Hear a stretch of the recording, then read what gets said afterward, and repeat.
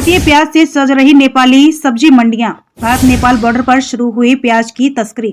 भारत से नेपाल बड़े पैमाने पर तस्करी कर भेजा जा रहा प्याज। भारत में बढ़ते प्याज की कीमतों ने सुरक्षा एजेंसियों की चिंता बढ़ा दी है। दरअसल नेपाल में भारत की तुलना में प्याज के दाम दोगुने हो गए हैं। ऐसे में भारत सरकार ने नेपाल के लिए निर्यात पर रोक लगा दी है। साथ ही सुरक्षा एजेंसियों को अलर्ट पर रखा गया है ताकि नेपाल सीमा से सटे जिलों से प्याज तस्करी न की जा सके। लेकिन तस्कर भारत नेपाल की खुली सीमा पर फायदा उठाकर प्याज की तस्करी में लगे हैं। प्याज के बढ़ते हुए दामों को देखते हुए भारत सरकार ने नेपाल में प्याज निर्यात पर 31 मार्च 2024 तक रोक लगा दी है। लेकिन भारत सरकार के द्वारा रोक लगाने के बाद से ही जनपद बहराइच के भारत नेपाल सीमा पर प्याज की तस्करी तेज हो गई है। दरअसल निर्यात पर रोक के बाद नेपाल में प्याज के दाम भारत की तुलना में दोगुने हो गए हैं, जिसके कारण भारत नेपाल की खुली सीमा का फायदा उठाकर तस्कर अब प्याज की तस्करी में लग गए हैं।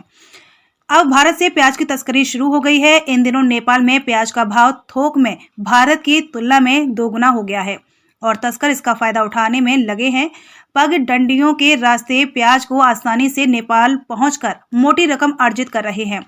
खुला बॉर्डर का लाभ उठाकर भारतीय बाजार से प्याज खरीद कर नेपाल में उसे 2 से ढाई गुना दामों में बेच रहे हैं।